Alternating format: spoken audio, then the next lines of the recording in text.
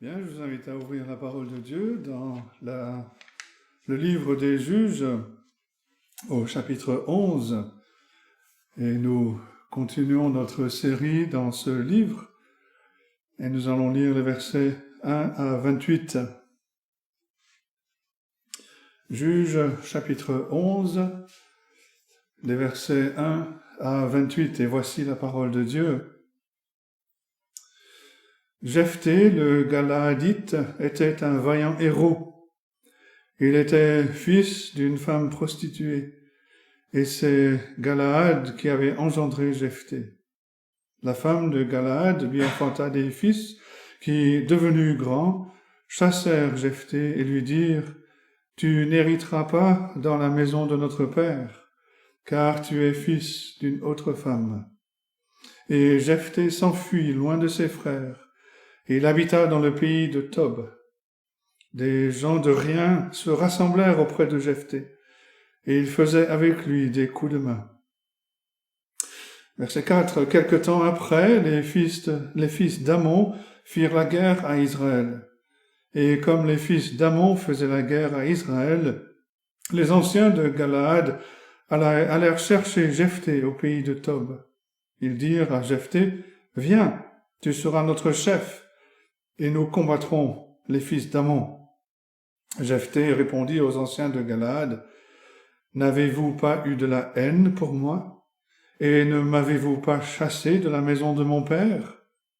Pourquoi venez-vous à moi maintenant que vous êtes dans la détresse? » Les anciens de Galaad dirent à Jephthé, « Nous revenons à toi maintenant afin que tu marches avec nous et que tu combattes les fils d'Ammon, et que tu sois notre chef, celui de tous les habitants de Galaad. » Jephthé répondit aux anciens de Galaad, « Si vous me ramenez pour combattre les fils d'Ammon et que l'Éternel les livre devant moi, je serai votre chef. » Les anciens de Galaad dirent à Jephthé, « Que l'Éternel nous entende et qu'il juge si nous ne faisons pas ce que tu dis. » Et Jephthé partit avec les anciens de Galaad.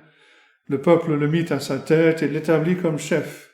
Et Jephthé répéta devant l'Éternel à Mitzpa toutes les paroles qu'il avait prononcées.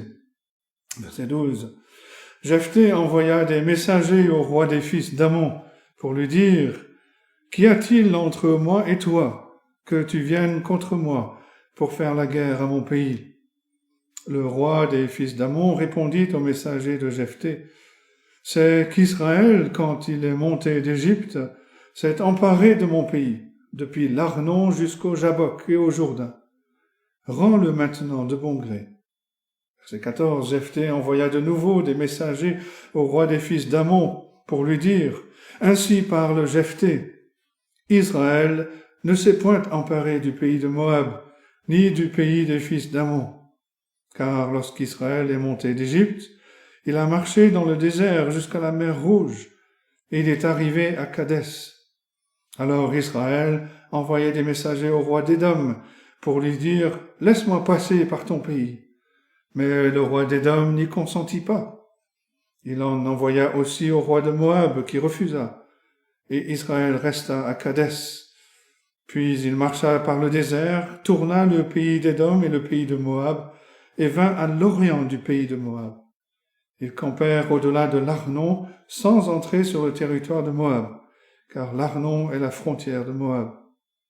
Israël envoya des messagers à Sion, roi des Amoréens, roi de Hesbon, et Israël lui dit « Laisse-nous passer par ton pays jusqu'au lieu où nous allons. » Mais Sion n'eut pas assez confiance en Israël pour le laisser passer sur son territoire. Il rassembla tout son peuple, campa à Jahatz et combattit Israël. Et l'Éternel, le Dieu d'Israël, livra Sion et tout son peuple entre les mains d'Israël qui les battit. Israël s'empara de tout le pays des Amoréens établis dans cette contrée. Ils s'emparèrent de tout le territoire des Amoréens, depuis l'Arnon jusqu'au Jabbok et depuis le désert jusqu'au Jourdain. Et maintenant que l'Éternel, le Dieu d'Israël, a chassé les Amoréens devant son peuple d'Israël, est-ce toi qui aurais la possession de leur pays? Ce que ton Dieu Kémosh te donne à posséder, ne le posséderas-tu pas? Et tout ce que l'Éternel, notre Dieu, a mis en notre possession devant nous, nous ne le posséderions pas? Vaux-tu donc mieux que Balak, fils de Tsippor, roi de Moab? A-t-il contesté avec Israël ou lui a-t-il fait la guerre? Voilà 300 ans qu'Israël habite à Hesbon et dans les villes de son ressort, à Aroër et dans les villes de son ressort, et dans toutes les villes qui sont sur les bords de l'Arnon. Pourquoi ne les lui avez-vous pas enlevés pendant ce temps-là?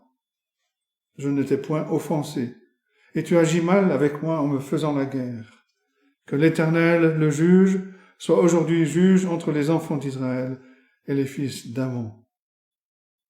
Verset 28, le roi des fils d'Ammon n'écouta point les paroles que Jephthé lui fit dire. Et jusque-là, la parole de Dieu. Je pense que vous avez déjà entendu quelqu'un dire une phrase du genre « J'ai déjà pris ma décision, alors ne me dérangez pas avec les faits ». Généralement, la personne dit cela pour rire, parce qu'une personne qui dirait cela réellement serait stupide. Le bon sens suffit pour nous dire que préférer mon opinion ou ma préférence par rapport à la vérité, c'est de la folie pure. Mais c'est tellement facile pour nous de tomber dans ce piège. Et le conflit ultime, en fait, est entre ce que je ressens et ce que Dieu dit, ou ce que Dieu a dit. L'histoire de Job, par exemple, est un de ces exemples majeurs qui montrent que Dieu n'est pas aussi intéressé par la façon dont nous nous sentons qu'il l'est par notre obéissance à sa parole. Job sentait qu'il avait raison. Job sentait que Dieu était injuste avec lui. Mais après que Dieu lui ait révélé juste une petite portion de sa gloire et de sa majesté, Job, le serviteur de Dieu, répond en Job 42, les versets 2 et suivants, « Je reconnais que tu peux tout et que rien ne s'oppose à tes pensées. Oui, j'ai parlé sans les comprendre, des merveilles qui me dépassent et que je ne conçois pas. Mon oreille avait entendu parler de toi, mais maintenant mon œil t'a vu. C'est pourquoi je me condamne et je me repens sur la poussière et sur la cendre. » Beaucoup de chrétiens professants sont d'accord avec cette conclusion de Job. Nous sommes d'accord que s'il y a un conflit, à la fin, c'est Dieu qui est vrai, et nous qui sommes soit ignorants, soit rebelles. Nous sommes d'accord avec cette conclusion jusqu'à ce que nous lisions la fin de l'histoire de Job.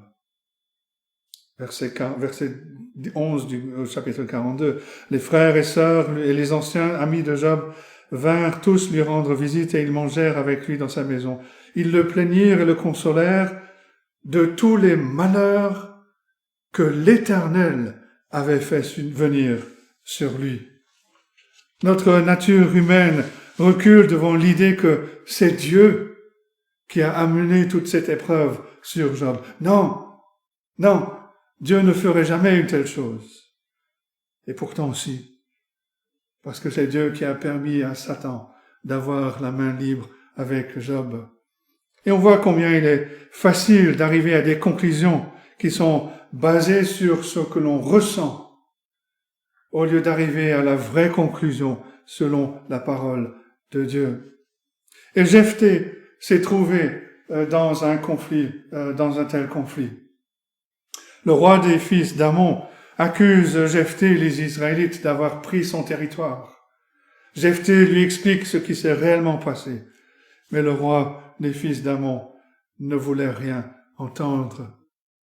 Et quand nous sommes face à un conflit, nous devons chercher à être ceux qui font tout pour d'abord connaître la vérité, plutôt que d'être ceux qui se font leur propre idée et qui ensuite refusent obstinément d'en changer parce que nous pensons que changer est un signe de faiblesse. Alors, premier grand point, la vérité n'est pas toujours facile. Et c'est les 11 premiers versets de ce chapitre 11. Le petit a, ceux qui prennent des notes, tous ceux qui sont différents de nous ont tort. C'est une conclusion populaire, n'est-ce pas? Et les contemporains de Jephthé sont arrivés à cette conclusion. Jephthé était un vaillant guerrier, mais il ne correspondait pas tout à fait à la norme acceptable. Verset 1, Jephthé le Galaadite était un vaillant héros. Il était fils d'une femme prostituée. Et c'est Galaad qui avait engendré Jephthé. La femme de Galaad lui enfanta des fils qui, devenus grands, chassèrent Jephthé et lui dirent « Tu n'hériteras pas dans la maison de notre père, car tu es fils d'une autre femme. » Le chapitre commence avec cette phrase « Jephthé le Galaadite ». Et en fait, c'est la réponse à la question qui a été posée à la fin du chapitre 10, au verset 18. Quel est l'homme qui commencera l'attaque contre les fils d'Ammon? La réponse, c'est Jephthé. Jephthé est un vaillant guerrier, mais il est aussi fils d'une prostituée, un peu comme Abimélec, le buisson d'épines qu'on a vu au chapitre 10. Et sa famille l'a rejeté parce qu'il ne correspond pas à leurs normes. De même qu'Abimélec a été rejeté par les siens. Le père de Jephthé était un membre de la famille noble des Galaadites. Ils ont peuplé la région de Galaad à l'est du Jourdain. Ils n'étaient pas particulièrement méchants. En fait, comparé à notre culture, peu de cultures ont exalté la prostitution et la libération sexuelle comme notre culture le fait, comme les cultures modernes le font. Et bien que les pères, au temps de Jephthé, aient des relations sexuelles en dehors du mariage, les descendances de ces relations étaient souvent bannies. Cela ressemble à l'hypocrisie d'une culture qui a rejeté le vrai Dieu pour servir les faux dieux imaginaires. Et il semble que les gens qui sont rejetés ont tendance à recueillir d'autres personnes qui sont rejetées. Et c'est le cas pour Jephthé, verset 3. Jephthé s'enfuit loin de ses frères et il habita dans le pays de Tob. Des gens de rien se rassemblèrent auprès de Jephthé et ils faisaient avec lui des coups de main. Les frères de Jephthé lui ont fait sentir qu'il était sans valeur. Alors des gens sans valeur se sentaient à l'aise avec Jephthé. On pourrait les comparer à des pirates du désert de l'ancien temps, des personnes qui faisaient des coups, qui allaient voler, dérober les caravanes, dérober des tentes pour chercher leur nourriture. Cette situation ressemble à celle de David, quand le roi Saül l'a chassé du palais, seulement pour voir des centaines de personnes qui étaient des marginaux dans la société de l'époque se joindre à David dans la caverne d'Adullam, 1 Samuel chapitre 22. Je me demande si c'est de cette façon que le monde considère les chrétiens, en particulier dans les pays qui persécutent ouvertement et effrontément les croyants. La communion des croyants est très précieuse. Le fait de se retrouver est quelque chose de très précieux. Et plus notre culture devient pécheresse, plus il est important pour nous de nous rassembler avec d'autres chrétiens. Et le monde va conclure que c'est la pratique des marginaux, la pratique des rejetés de la société qui se retrouvent un dimanche matin ou un mercredi soir. C'est un terrible exemple d'hommes pécheurs qui disent que la lumière est ténèbres et que les ténèbres sont lumière. Jephthé a été exclu pour des raisons évidentes, mais Dieu avait l'intention d'utiliser cet homme dans son œuvre. Petit b, l'Éternel a réveillé les fils d'Ammon contre Israël. Verset 4, quelque temps après, les fils d'Ammon firent la guerre à Israël. Ce n'est pas une coïncidence que les fils d'Ammon ont fait la guerre à Israël. On a vu en Juge chapitre 10, verset 6, que c'est la première fois dans cette partie de l'histoire d'Israël où lorsque Israël a choisi d'adorer les faux dieux, il s'est tourné vers les faux dieux d'Amon, des fils d'Amon. Et l'histoire de l'homme pécheur révèle souvent que le péché avec lequel l'homme a flirté, avec lequel l'homme a joué, ce péché devient son maître et finalement son destructeur. Et l'oppression de la part des fils d'Amon était bien le plan de Dieu pour son peuple. Et en réponse à l'œuvre de Dieu, les chefs de Galaad se sont tournés vers le vaillant guerrier qu'ils avaient pourtant rejeté. Verset 5, comme les fils d'Amon faisaient la guerre à Israël, les anciens de Galaad allèrent chercher Jephthé au pays de Tob. Ils dirent à Jephthé, « Viens, tu seras notre chef et nous combattrons les fils d'Amon. » Cette offre de la part des chefs de Galaad semble être plutôt osée et elle est surtout hypocrite. On ne voit pas de preuve d'une confession de péché, de leur péché envers Jephthé. On ne voit pas de preuve qu'ils demandent le pardon. Mais là encore, l'hypocrisie était un trait commun pour ces chefs qui rejetaient Dieu de la même manière qu'ils avaient rejeté Jephthé. Et on ne peut pas passer à côté de la preuve évidente de l'hypocrisie si on suit simplement la séquence de ce jugement de Dieu. D'abord, quand les fils d'Amon ont commencé à semer le trouble, il y a eu une confession de la part du peuple d'Israël. On l'a vu en Juge chapitre 10, verset 20. Les enfants d'Israël crièrent à l'Éternel en disant « Nous avons péché contre toi, car nous avons abandonné notre Dieu et nous avons servi les Baals. » Et Dieu, à leur confession, a réprimandé le peuple d'Israël, toujours au chapitre 10, versets 13 et 14. « Mais vous m'avez abandonné et vous avez servi d'autres dieux. C'est pourquoi je ne vous délivrerai plus. Allez, invoquez les dieux que vous avez choisis, qu'ils vous délivrent au temps de votre détresse. » Et en réponse à la réprimande de Dieu, nous découvrons la repentance parmi le peuple d'Israël. Toujours au chapitre 10, verset 15, les enfants d'Israël dirent à l'Éternel, « Nous avons péché. Traite-nous comme il te plaira. Seulement daigne nous délivrer aujourd'hui. » Tout cela est très bien. Mais après s'être prétendument réconciliés avec Dieu, qu'est-ce que les chefs ont fait? Ils sont partis chercher l'aide d'un autre homme. Ils sont partis chercher l'aide d'un autre homme, d'un sauveur, d'un libérateur humain. Et ce sauveur humain, ce libérateur que les chefs sont allés chercher, les a mis au pied du mur, verset 7. Jephthé répondit aux anciens de Galaad, « N'avez-vous pas eu de la haine pour moi? Et ne m'avez-vous pas chassé de la maison de mon père? Pourquoi venez-vous à moi maintenant que vous êtes dans la détresse? » Et la réponse est plus qu'étrange. Verset 8. Les anciens de Galaad dirent à Jephthé, « Nous revenons à toi maintenant afin que tu marches avec nous, que tu combattes les fils d'Amon et que tu sois notre chef, celui de tous les habitants de Galaad. » Ça ressemble à une confession.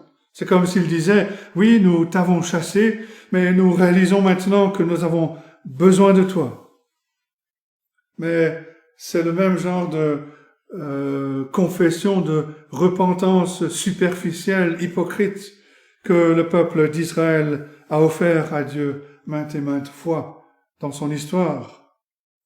Notre nature humaine est si trompeuse. Et très souvent, nous ne sommes pas meilleurs que ces hypocrites quand il s'agit de confession ou de repentance. Dieu apporte la correction dans la vie de son enfant rebelle. L'homme ou la femme réalise que la correction vient à cause d'une pratique ou d'une habitude pécheresse. Il ou elle confesse, dit à Dieu que sa liaison avec le péché est terminée. Et peu de temps après sa confession, l'enfant est de nouveau dans le même lit avec le péché. Le changement réel n'a pas eu lieu. Et pourtant, le changement réel est nécessaire pour une victoire réelle. Mais ce changement réel ne peut être et n'est que l'œuvre de Dieu, parce que l'homme ne peut pas changer son cœur lui-même. Petit c, l'Éternel allait faire du guerrier rejeter le chef de son peuple.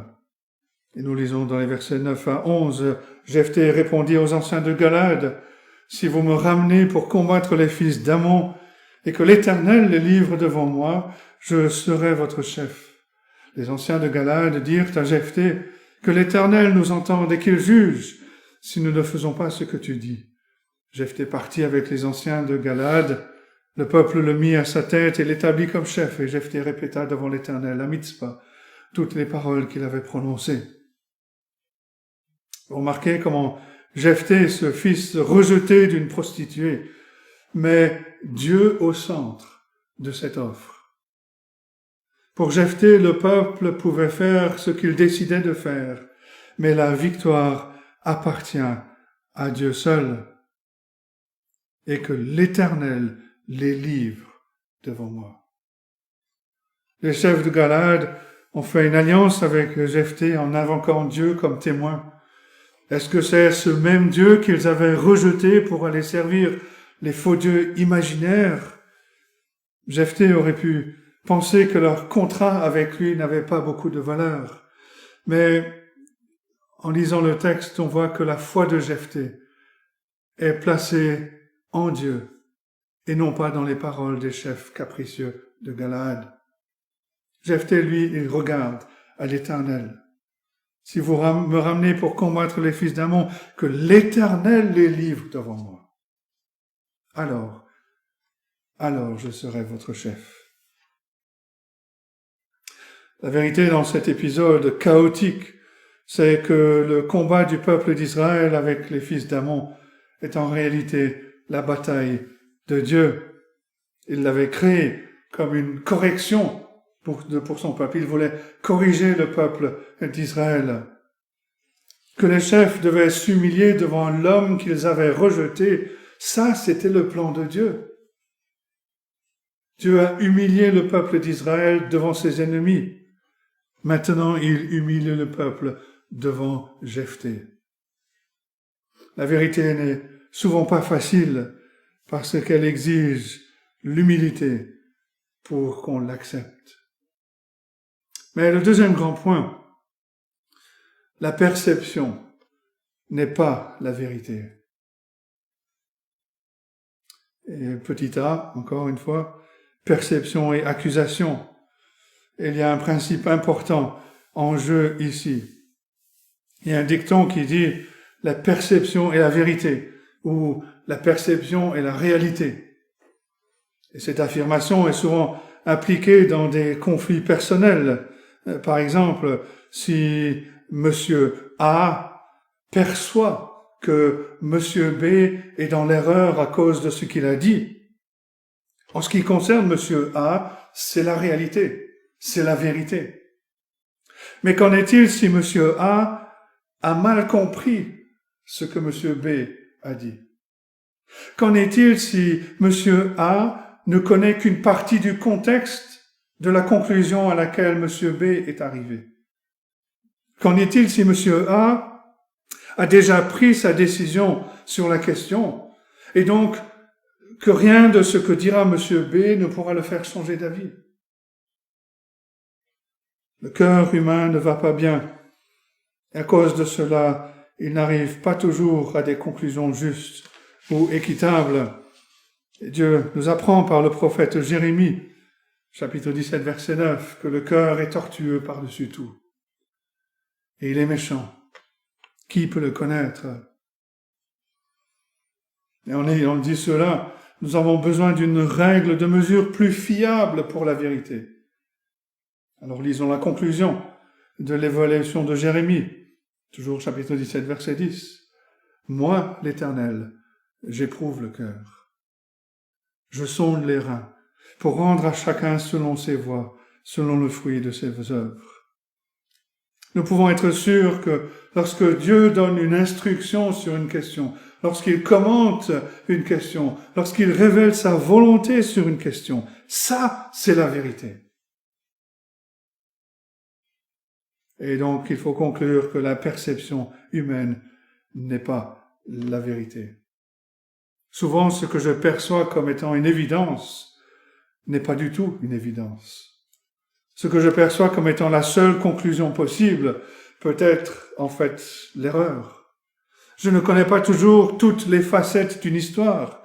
Je ne connais pas non plus tous les contextes que les personnes ont traversés pour arriver à leur conclusion. Et à cause de ces réalités, il est toujours plus rassurant de trouver une déclaration définitive de la part de Dieu sur une question particulière. D'où l'importance d'étudier la parole, d'être imprégné de la parole de Dieu, afin d'appliquer les principes de Dieu sur un plan général ou ces déclarations particulières sur une question bien précise. Alors appliquons ce principe à l'histoire de Jephthé. Jephthé avait besoin de savoir pourquoi ce conflit existait. Verset 12. Jephthé envoya des messagers au roi des fils d'Ammon pour lui dire « Qu'y a-t-il entre moi et toi, que tu viennes contre moi pour faire la guerre à mon pays ?» La première étape dans la résolution d'un conflit, c'est de découvrir la cause de ce conflit. Et cela demande pratiquement toujours de la communication. Dans les conflits très sérieux, on demande aux médiateurs de poursuivre la communication parce que crier ou menacer ne sont pas synonymes de communication. La question simple est « Quel est le problème ?» La réponse simple à cette question, ce n'est pas « Tu sais quel est le problème ?» même si c'est la réponse que l'on entend le plus souvent. Mais dans cette affaire, la majorité ne détermine pas la réponse correcte. Quand on pose la question au sujet de la cause d'un conflit, quelqu'un doit expliquer cette cause. Et dans le conflit de Jephthé, la cause remontait à plus de 300 ans. Verset 13. Le roi des fils d'Ammon répondit au messager de Jephthé, « C'est qu'Israël, quand il est monté d'Égypte, s'est emparé de mon pays. » L'accusation de l'adversaire était que lorsque Moïse a conduit le peuple d'Israël vers la terre de la promesse, le peuple a pris un territoire appartenant aux ancêtres des fils d'Ammon. Alors il est vrai que le peuple d'Israël a traversé cette région quelques siècles auparavant, nombre 21. L'objet de ce conflit, l'objet de cette accusation, c'était une région entre les rivières Arnon et Jabbok. Les chefs des fils d'Ammon le disent à la fin du verset 13, « Depuis l'Arnon jusqu'au Jabbok et au Jourdain, rends-le maintenant de bon gré. » Mais est-ce que c'était vraiment le cas? Il est vrai que Dieu avait donné une partie du territoire dans cette région comme héritage à la tribu de Ruben et la demi-tribu de Manassé, mais leur possession était à l'ouest, contre la mer Morte. Alors comment fait-on pour gérer une accusation que vous avez pris quelque chose qui ne vous appartenait pas? Comment gérer n'importe quelle accusation? À un moment donné, la vérité doit faire surface, d'où petit b, la vérité révélée. Et Jephthé prend le temps pour bien expliquer ce qui s'est passé. Il envoie des ambassadeurs, des messagers pour livrer une lettre officielle remplie de l'autorité de Jephthé. Verset 14, Jephthé envoya de nouveau des messagers au roi des fils d'Ammon. Et son argumentation a 4 points. Un point historique, un point théologique, un point personnel et un point chronologique. D'abord le point historique, versets 15 à 22. Le fait était que le peuple d'Israël n'a jamais pris le territoire des fils d'Ammon. Verset 15, pour lui dire, « Ainsi parle Jephthé, Israël ne s'est point emparé du pays de Moab, ni du pays des fils d'Ammon. » Quand on relit l'histoire, on voit que le peuple d'Israël avait demandé la permission de traverser Édom et Moab, mais leur demande a été refusée. C'est ce que Jephthé leur dit, verset 16. Car lorsqu'Israël est monté d'Égypte, il a marché dans le désert jusqu'à la mer Rouge et il est arrivé à Kadès. Alors Israël envoyait des messagers au roi d'Édom pour lui dire « Laisse-moi passer par ton pays ». Mais le roi d'Édom n'y consentit pas. Il en envoya aussi au roi de Moab qui refusa et Israël resta à Kadès.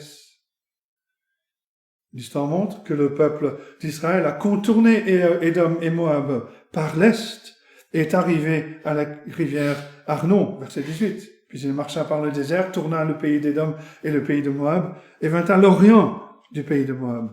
Ils campèrent au-delà de l'Arnon sans entrer sur le territoire de Moab, car l'Arnon est la frontière de Moab. Et de plus, les faits prouvent que le roi Sion avait décidé d'attaquer le peuple d'Israël, que l'Éternel avait défendu le peuple d'Israël, qu'il avait vaincu. Et cela voulait toujours dire que le peuple du vainqueur possède la terre du peuple vaincu. Israël a donc possédé la terre de Sion,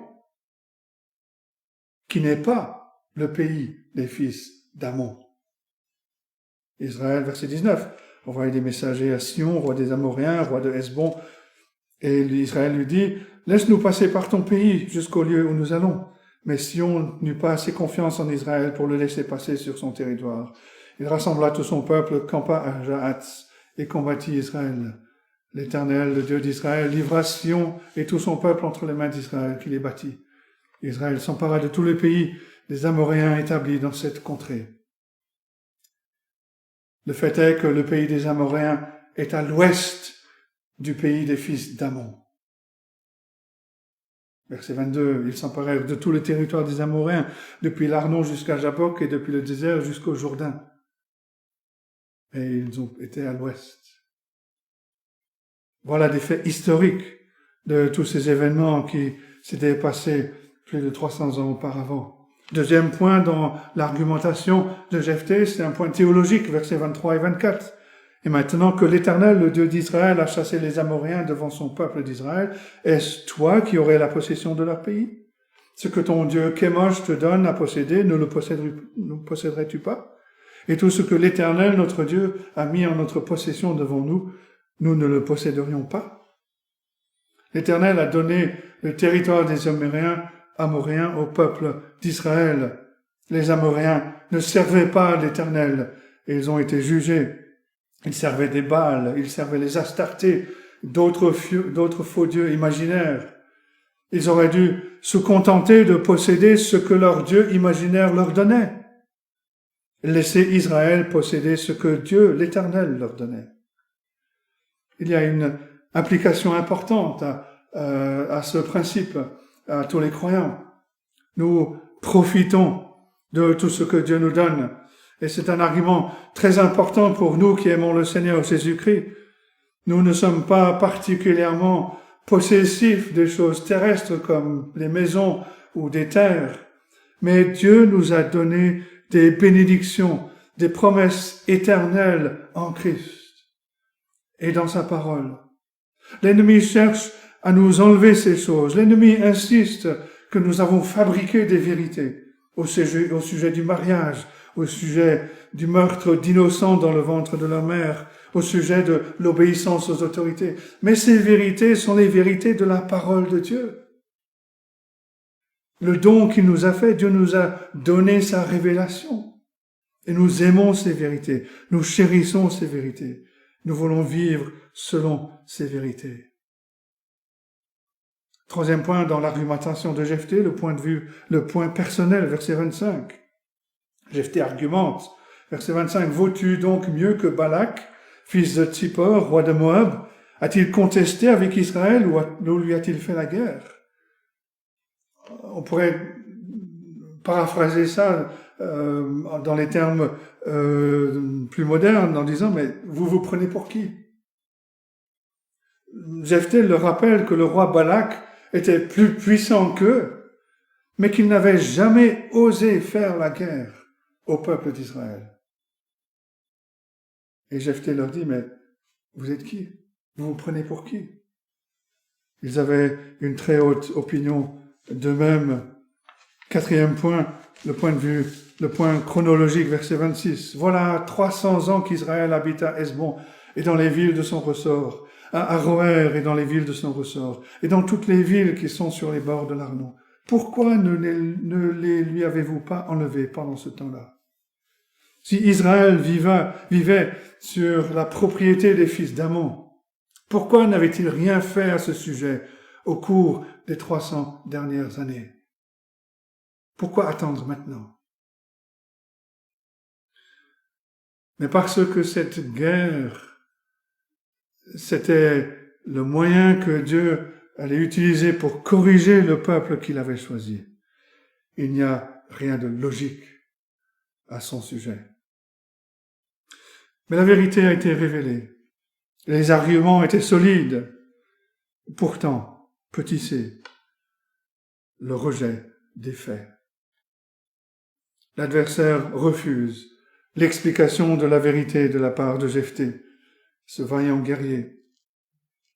La vérité, c'est que Jephthé et les Israélites n'avaient pas offensé le roi des fils d'Amon. C'est ce qu'il dit au verset 27. Je ne t'ai point offensé et tu agis mal avec moi en me faisant la guerre. Que l'Éternel, le juge, soit aujourd'hui juge entre les enfants d'Israël et les fils d'Amon. Les faits révélaient clairement qui avait tort. Mais plus important que les faits, Jephthé a argumenté qu'ils devaient tous laisser l'Éternel, le juge, décider. Est-ce que nous avons le courage de laisser des choses entre les mains de l'Éternel?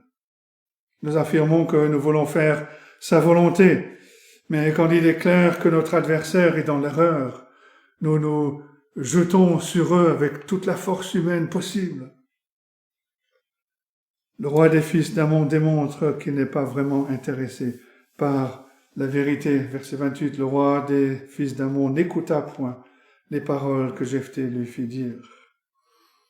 La vérité n'est pas facile. Parfois elle a un prix, parfois elle fait mal, parfois elle nous pousse à admettre que nous avons fauté, et elle nous pousse à la repentance. Mais qu'est-ce que l'on fait avec un adversaire qui n'accepte pas la vérité, même après une explication claire? Comme David l'a dit à Goliath en 1 Samuel 17, verset 47, la victoire appartient à l'Éternel. Si nous mettons réellement notre confiance en Dieu comme nous disons que nous le faisons, alors nous sommes prêts à laisser les questions qu'on ne peut pas résoudre entre ses mains. Et ce contentement signifie que nous avons besoin régulièrement de nous rappeler que nous avons laissé cette question entre les mains de Dieu. Comment les autres vont réagir, ce n'est plus notre problème. Le plan de Dieu était d'utiliser Jephthé pour accomplir son œuvre, et c'est tout ce qui compte dans ce conflit. La présence de Jephthé en tant que juge en Israël nous rappelle la honte de notre état de pécheur. Le fait que Jephthé soit le fils d'une prostituée souligne et nous rappelle combien notre péché a retourné l'ordre établi par Dieu à la création. Jephthé est un homme qui vit dans la honte culturellement parmi les gens de rien, qui vivent comme des pirates du désert. Et malgré cela, il se lève pour être juge en Israël. Il est préparé pour ce rôle à travers toutes les premières années de sa vie. Il devient un bon négociateur, un vaillant guerrier. S'il avait grandi dans le confort et dans les richesses, il ne serait pas devenu ce qu'il est. Sa vie l'a préparé, l'a qualifié pour être ce libérateur. Et Jephthé est une ombre, très pâle, mais il est une ombre quand même du Seigneur Jésus-Christ. Parce que le Seigneur Jésus-Christ est venu chez les siens, et les siens ne l'ont pas reçu. Le Seigneur Jésus-Christ a vécu dans le désert, il a été tenté comme nous en toutes choses, mais il n'a pas commis de péché. Il a été rejeté par les siens. Mais contrairement à Jephthé, la vie parfaite et juste en tout point l'a préparé pour son acte ultime, la mort d'un criminel, et l'a qualifié pour sa grande victoire.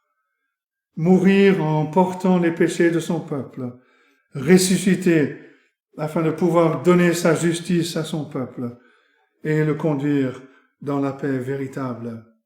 Jephthé est une ombre très pâle du Seigneur Jésus-Christ et nous pousse à attendre un libérateur plus grand, plus parfait. Et nous le savons, ce libérateur est le Seigneur Jésus-Christ lui-même. Mais l'auteur de la lettre aux Hébreux mentionne Jephthé au chapitre 11, verset 32, dans ces héros de la foi qui nous ont précédés. Et s'il souligne par cela que par la foi des hommes imparfaits, comme Jephthé, ont accompli de grandes choses parce qu'ils mettaient leur confiance dans la puissance et dans les promesses de Dieu, en risquant leur vie pour obéir aux commandements de Dieu. Jephthé est loin d'être parfait. On le voit déjà dans ce passage, on le verra encore, Dieu voulant, dans la fin de ce chapitre. Mais la grâce de Dieu est toujours disponible pour qu'un enfant de Dieu fasse de grandes choses pour lui. Alors que Dieu nous aide à méditer sur ces choses, sur ce héros de la foi, aussi faible soit-il, mais qui nous aide à voir les erreurs et à éviter les mêmes erreurs que Jephthé a pu commettre, et qui nous pousse à regarder vers notre libérateur, celui qui est parfait, celui qui nous a délivrés de l'esclavage, nous a libérés et a accompli une œuvre de libération totale. Celui qui est le Fils de Dieu lui-même, le Seigneur Jésus-Christ. Que Dieu bénisse sa parole à nos cœurs. Amen.